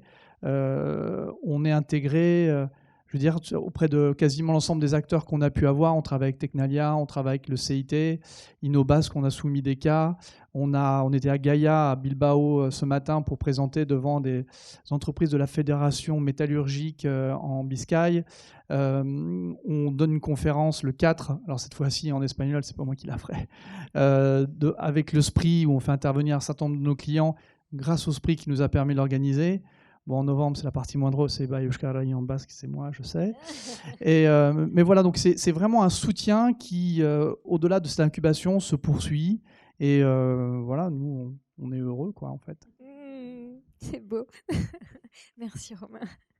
Bon, alors du coup, c'est vrai que tu as anticipé, on a parlé des programmes Eurorégion, des programmes européens, de l'incubation. Et en fait, le gouvernement basque a aussi lancé des programmes qu'ils ouvrent aux autres entreprises à l'international et dont justement a fait partie aussi Oupi, et c'est Bind4.0. Est-ce que tu peux nous raconter qu'est-ce que c'est que ce type de programme? Est-ce que ça va être renouvelé? Comment on y rentre? Voilà, un peu des détails pour la suite. Oui, justement, les Bind 4.0, c'est un programme public-privé d'Open Innovation. Et il est lancé avec un triple objectif. D'un côté, attirer les talents internationaux. D'un autre, impulser l'accélération des grands corpos au digital, au numérique. Et de l'autre, aider aux startups, aux petites entreprises à accélérer le projet vraiment. Pour moi, la valeur différentielle de Bind, c'est que vous aurez l'accès, vous ouvrez l'accès aux plus de 70 clients industriels. Vous pouvez ici, les 70 clients, il y a un peu de tout, je veux dire, tous les secteurs, mais c'est très intéressant. Vous savez CNR, vous savez Mercedes, vous savez Unilever, vous savez Coca-Cola, Ulma, Michelin, Arcelor, Arnova, dans le domaine aéronautique, sont les programmes vous ouvrent les portes à plus de 70 clients pour élaborer des projets avec eux. Ils vous offrent l'opportunité de participer au Venture Club, d'avoir des mentorings avec des mentors de très haut niveau.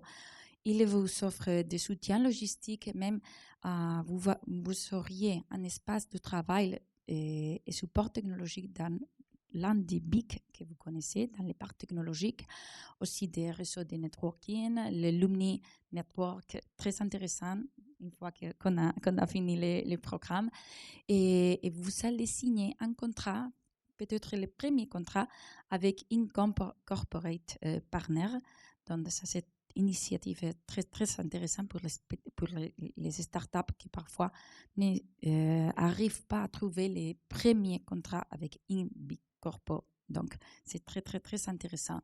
Pour vous donner une idée, parce que chaque année, ces programmes deviennent plus internationaux et il y a plus de candidatures qui ont reçu de toutes les parts du monde. Et la capacité motrice du Vine, c'est vraiment incroyable. Il y a plus de 3000 candidatures, il y a plus de 65 entreprises motrices impliquées, plus de 70, plus de 160 entreprises accélérées et plus de 240 projets d'industrie de 4.0. Vraiment, c'est un chiffre qui croît chaque année. Cette année, on vient de fermer la candidature pour cette édition, la 7e édition du Bind 4.0. Mais peut-être pour la prochaine année, ça peut être une très bonne idée d'essayer de candidater à ces programmes parce que vous ouvrez les portes du Pays Basque, d'Espagne, et aussi vous permet de travailler avec l'un des tracteurs les plus importants que vous avez trouvé au Pays Basque. Pour que vous puissiez avoir une idée des genres de ces startups recrutées par les entreprises, il y a une centaine, plus d'une centaine, 60, oui, c'est vrai. Vous pouvez trouver Oupi avec, dans les premiers programmes, mais c'est vrai que, comme je le disais avant, il devient plus international et il y a beaucoup des entreprises qui veulent candidater édition après édition. Donc, si vous voulez des informations, n'hésitez pas à nous contacter parce que c'est très intéressant, vraiment. Ah oui, tu nous enverras par mail du coup, et moi Ouais. je l'enverrai du coup Toute à l'information. nos adhérents French Tech, l'information dès que l'appel à projet est ouvert. Romain, est-ce que tu veux compléter par rapport à ton expérience, que tu en as un petit peu parlé, mais alors c'est quoi ce contrat, la corporate? Est-ce que ça vous a aidé? Qu'est-ce que vous avez pu mettre en place de concret? Dis-nous un peu plus. Et ce club alumni? Oui, alors 2017 toujours, hein, tout a commencé en 2017, on s'est dit, comment? C'était ça, hier. On s'est dit, ce programme-là, on dit on va postuler, pourquoi pas, parce qu'avec Oupi, on essaye des choses. Et finalement, on s'est retenu à la première édition. Je me rappelle, il y avait 170 entreprises du monde entier qui avaient postulé. On s'est retrouvé à 11 à être sélectionnés. Comme d'habitude, on n'y croit pas à chaque fois qu'un truc bien nous arrive. Et finalement, c'était un vrai programme d'accélération qui dure 6 mois. Donc, c'est vrai, on parle beaucoup du lien avec l'entreprise, mais c'est vraiment un programme d'immersion qui dure 6 mois où quasiment toutes les 2 semaines, on est en train de visiter, d'avoir des sessions de formation à peu près dans les différents BIC. Et voilà, donc nous on est très heureux parce que chaque année on regarde s'il y a une entreprise bordelaise qui a été sélectionnée. Pour l'instant, on est toujours la seule entreprise à avoir été sélectionnée. Au-delà de ça, on a été en partenariat avec une entreprise qui s'appelle Mayer, qui fait partie du groupe Mondragon, donc, dont on parlait tout à l'heure. Mayer, c'est 400 millions d'euros de chiffre d'affaires à peu près. Ils fabriquent tout ce qui est chromé sur vos véhicules. Donc ils ont une usine à Guernica, donc hyper confidentielle. À chaque fois pour passer la sécurité, c'était quelque chose. Nous, du coup, le projet, j'en parlerai pas. Mais moi, je garde un souvenir un peu émouvant de cette expérience à Guernica, parce que je joue à Cesta Punta. Et pour ceux qui le savent ou qui ne le savent pas, la Guernica, c'est le temple de la Cesta Punta. Et donc, évidemment, quand j'ai une passion, tout le monde le sait, je ne peux pas faire autrement. Voire même mes clients, j'ouvre mon coffre, vous avez vu, hein, c'est 3 Chistera, mes pelotes. Bon, une fois, je me suis arrêté par la Guardia Civile, ils me demandaient un peu ce que je faisais avec tout ça. Je disais, je ne fais pas du trafic, hein, c'est mon truc. Et il m'a dit, moi j'habite en face du Rayala et si tu veux, tu viens faire la réunion le matin et l'après-midi, on la passe au Rayala et je te fais visiter. Bon, j'ai pleuré aussi à ce moment-là parce que je suis très émotionnel. Et ça reste un souvenir assez important. Mais c'était le point de départ. Plus sérieusement, c'était vraiment le point de départ. Mayer, c'est une référence qui est extrêmement connue. BAN 4.0, c'est un label. Quand on vient, on dit qu'on a BAN 4.0 quelque part. Certains le disent, c'est qu'on a été présélectionné par le gouvernement et par des entreprises industrielles. Donc, ça permet de faciliter au moins les premiers barrières de communication. Et voilà, comme on disait, BIND, quand on pense que c'est fini, en fait, c'est pas fini, puisque en fait, le gouvernement a lancé l'année dernière, ou le SPRI, BIND Alumni. Donc, je pense que c'est une excellente initiative, parce que souvent, on peut être amené à mettre en exergue les nouvelles entreprises qui viennent, la fraîcheur. Mais je pense que c'est un très très bon indicateur aussi de montrer la longévité des entreprises dans le temps. Et le BIND Alumni permet aussi de faire ça. C'est de montrer que des entreprises, elles restent 4, 5, 6, 7 ans. Et que finalement, c'est aussi intéressant de leur proposer des services aussi pour les accompagner dans leur croissance. Donc BIND Alumni, c'est une sollicitation de l'ensemble des entreprises par cluster qui viennent proposer des problématiques véritables qu'ils peuvent avoir. J'ai des problèmes de qualité de production, j'ai des problèmes pour régler ma chaîne, je cherche à revisiter ma chaîne logistique pour mes déchets. Et donc, les entreprises candidatent. Voilà, c'est très sélectif, hein, c'est compétitif, on pitch, et puis on est retenu ou pas pour les entreprises.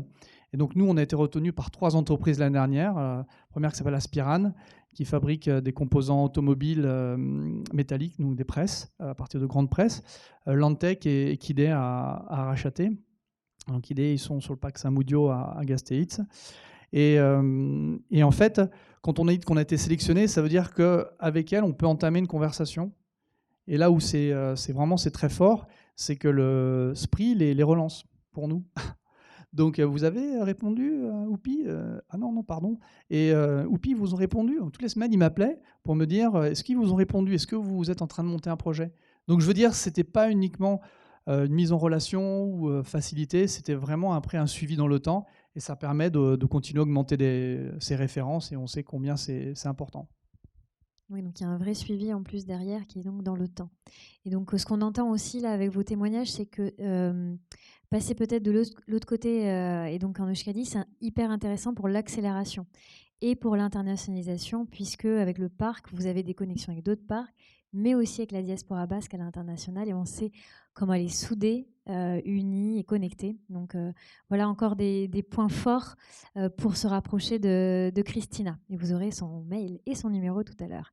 Merci pour cette deuxième partie. Donc on va entamer la troisième partie et dernière, puisque vous avez envie de partager l'apéro et le super concert de sortie. Et donc du coup, la troisième partie, elle est dédiée à l'implantation. On va faire un focus sur l'implantation, puisque on a parlé donc de l'incubation, des programmes européens. Donc concrètement, quelle maturité il faut pour arriver à s'implanter en Euskadi? Quelles sont les premières étapes que vous recommandez, notamment Olga, toi qui es en première ligne, sur le premier front, pour aider nos entreprises ici au Pays Basque français? Alors, il est vrai que la CCI transfrontalière a été créée en 2010, donc on a un petit peu de recul sur ce qui se passe effectivement pour les TPE, les PME, les PMI, puisque c'est essentiellement ces entreprises-là qui sont intéressées par l'autre côté de la Bidassoa, du pont international, des Pyrénées, enfin vous passez par où vous voulez. Et donc c'est vrai que la démarche transfrontalière, elle se fait en plusieurs temps en règle générale, à partir d'ici, je veux dire.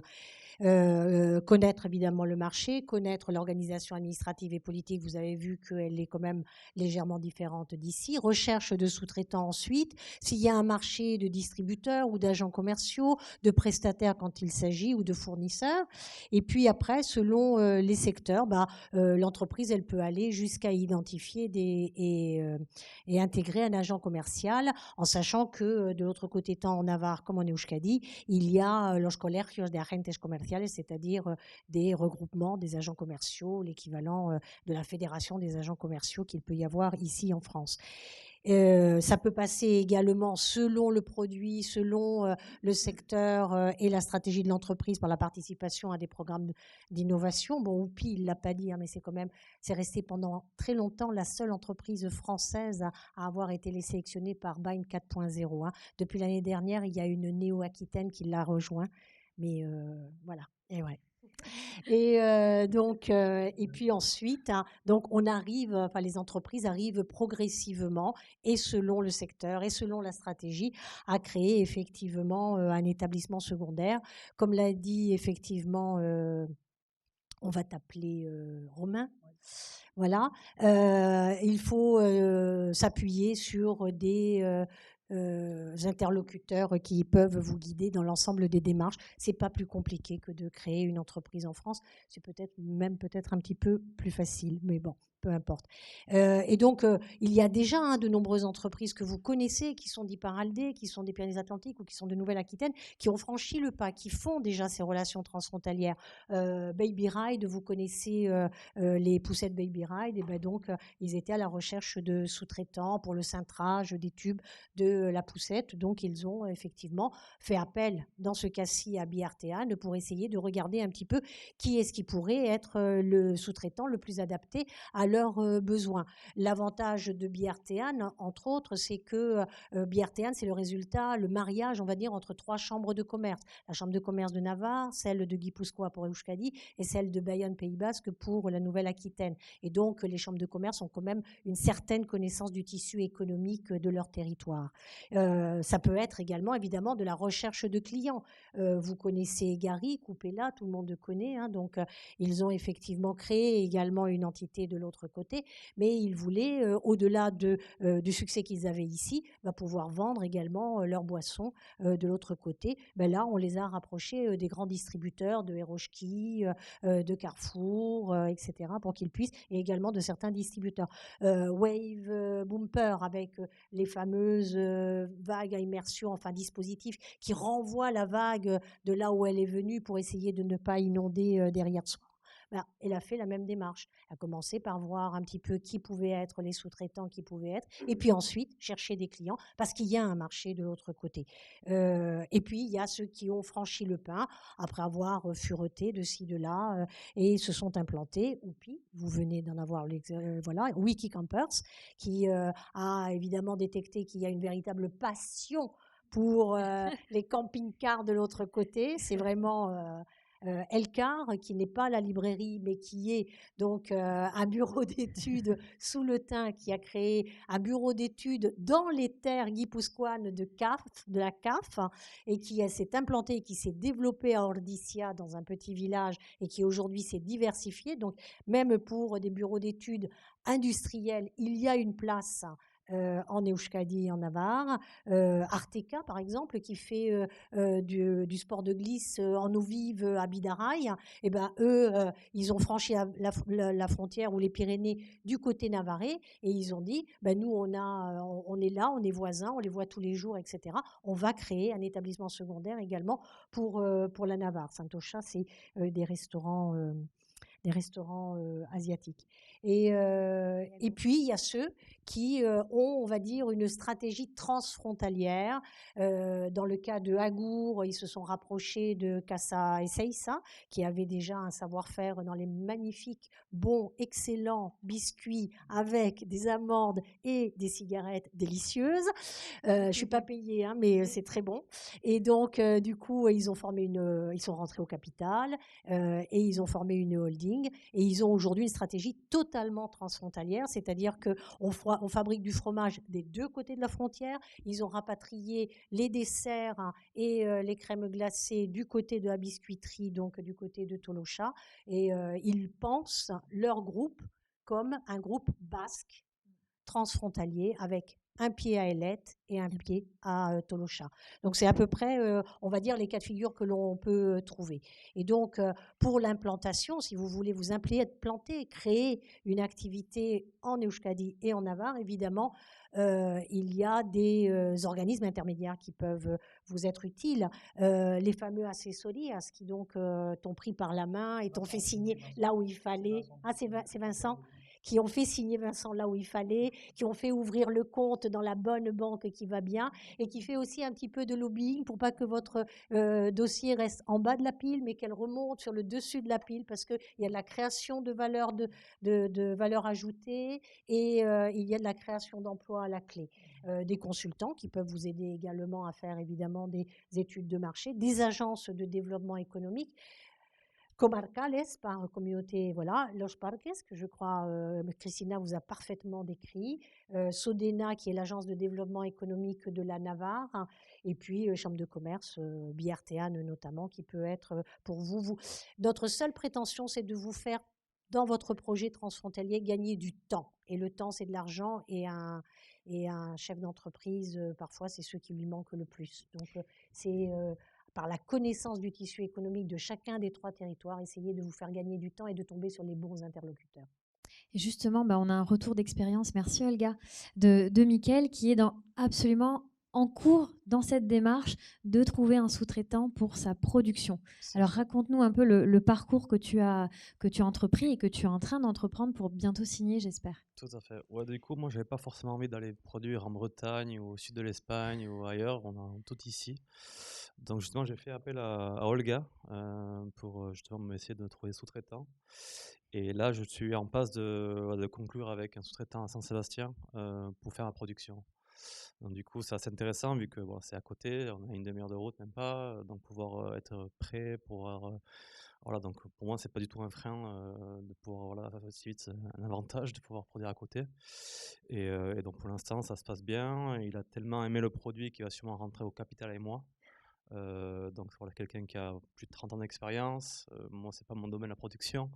Donc c'est assez intéressant de pouvoir justement compter sur ces gens de confiance qui sont aussi attirés par de l'innovation, qui sont pas du tout dans leur domaine, mais qui sont prêts à faire un pas aussi pour aider voilà, les jeunes à faire quelque chose comme eux, quoi. Mais c'est une très belle transition, Mickaël, parce que du coup, il te soutient pour ton projet de production qui va sécuriser ta production, toi qui es en plein lancement, en plus international, et en plus il rentre au capital. Et en plus, du coup, ça vient ajouter une couche à ton premier investisseur VC Ouais. que tu as trouvé du coup au Pays Basque espagnol. Comment tu as fait du coup pour décrocher ton premier financement de l'autre côté? Ouais, donc, du coup, en fait, c'est un fonds d'investissement qui s'appelle Clave Mayor, qui en fait, c'est un regroupement d'industriels de différentes, que ce soit tech, agro, et en fait, ils font des appels à projets pour ces grosses boîtes. Du coup, ce fonds d'investissement, il scoute un petit peu des startups un peu partout pour innover dans le domaine voilà, des gros industriels. Et donc, ils m'ont fait, il y avait justement un industriel qui voulait innover dans le foie gras, qui voulait peut-être passer au végétal. Et donc, on a eu une mise en relation entre les deux.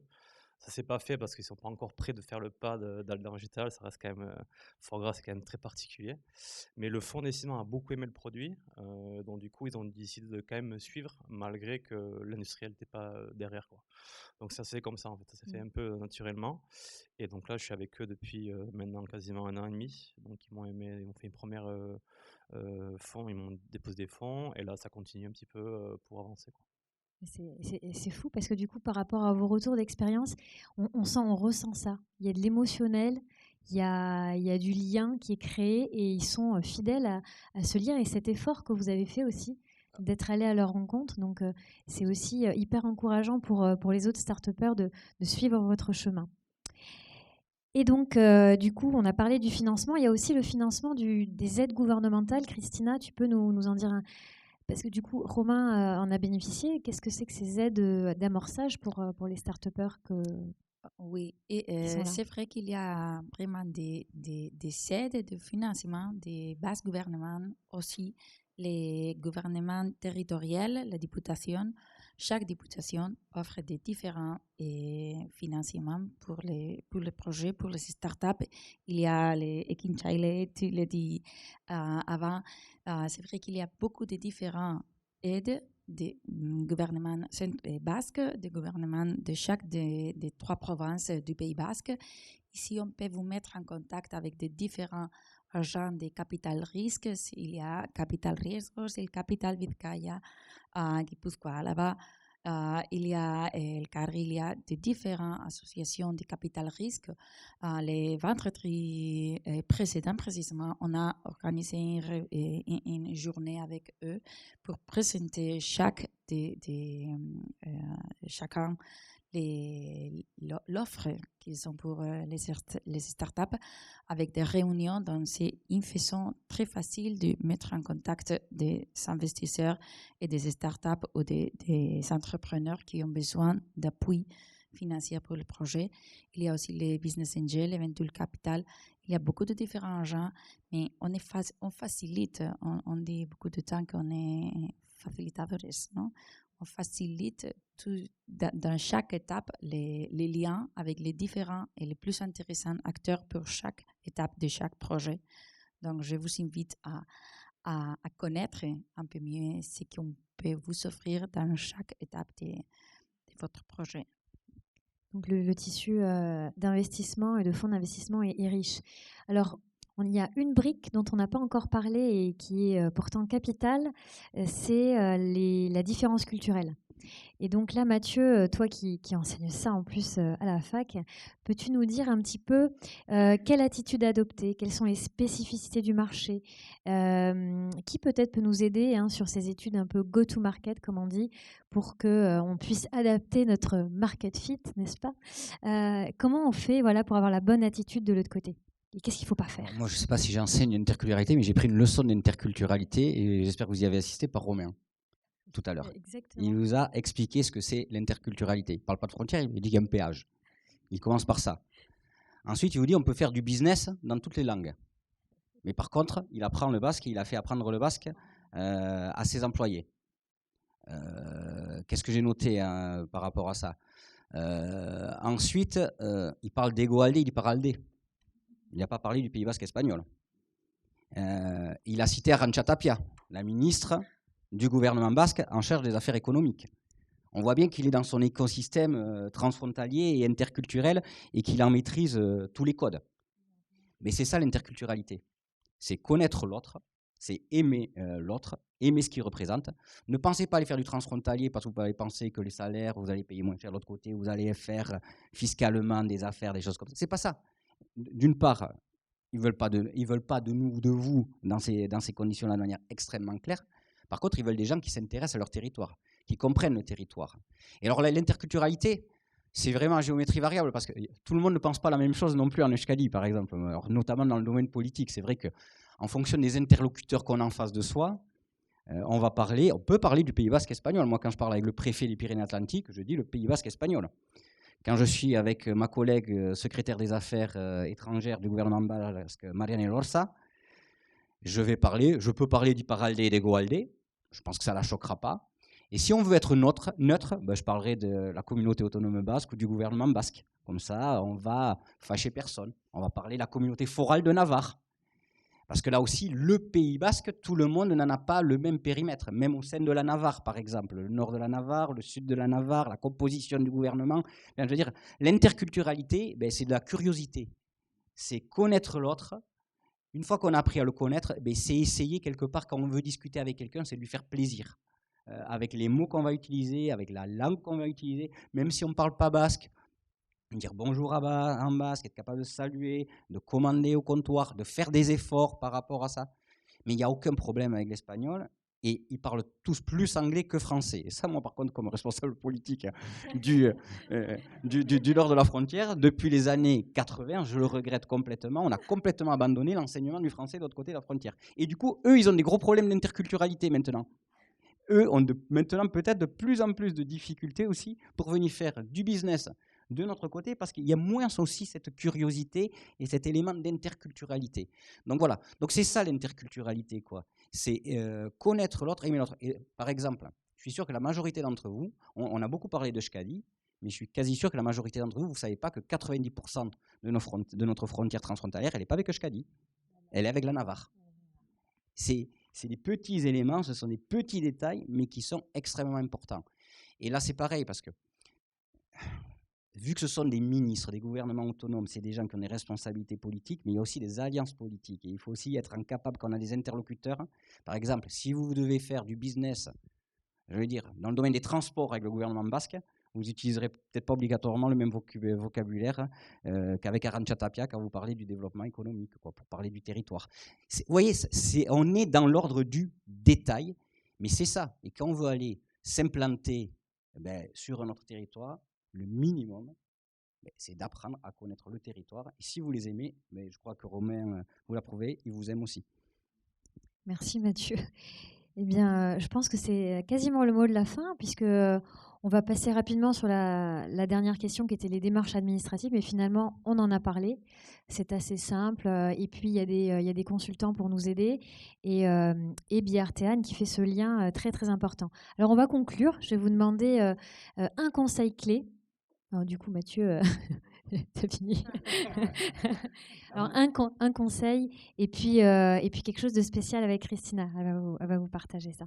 Quel est votre conseil clé? Non, c'est juste de faire le pas, en fait, de commencer des marches et pas penser ça comme une frontière. Et c'est juste, voilà, c'est pareil, en fait. Enfin, quand vous pensez bien, on est quand même plus proche de Madrid que de Paris. On est plus proche de Bilbao que de Bordeaux. Donc au final, pourquoi pas faire le pas, quoi. C'est juste à côté, quoi. C'est là. Parfait. Moi, je vous dirais effectivement, tentez-le. Vous avez forcément un partenaire d'innovation de l'autre côté, vous avez forcément des clients de l'autre côté, vous avez forcément des fournisseurs de l'autre côté, des sous-traitants de l'autre côté, des gens prêts à vous aimer. Love.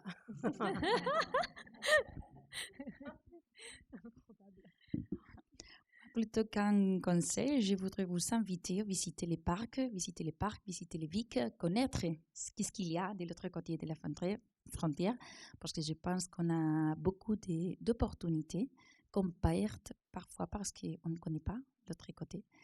C'est la même chose. C'est réciproque. Donc, je voudrais vous inviter, les connaître, voir qu'est-ce qu'il y a au parc technologique, au BIC, et connaître l'écosystème qu'on a créé de l'autre côté de la frontière, parce qu'on aimerait vous voir là et vous voir. Merci beaucoup, Christina. Donc voilà, l'invitation est lancée. On va faire un groupe French Tech Pays Basque. Donc tous ceux qui ont envie d'aller de l'autre côté, vous nous mettez un petit message dans le Slack, et puis on va trouver une date, puis on va y aller. Hein, Manuela?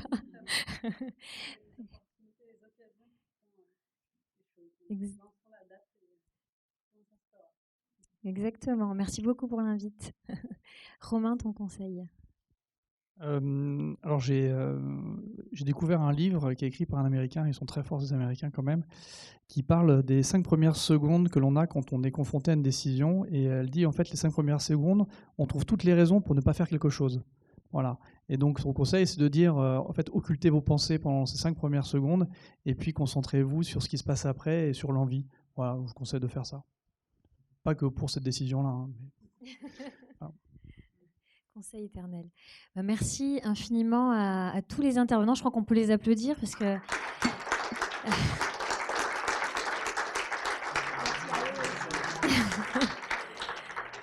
un respect du timing, voilà, des arguments précis, concis, et puis une préparation en amont qu'on ne voit pas là. Mais voilà, on a beaucoup échangé, on s'est eu en visio, et puis, et puis on a validé un beau déroulé tous ensemble. Donc un grand merci. Merci également aux élus. Donc voilà, Mathieu en fait partie, Mathieu Berger. Il y avait également Olivier Allemand et Sylvie Mézingue. Donc voilà, leur présence aussi nous honore et nous engage en tant qu'association.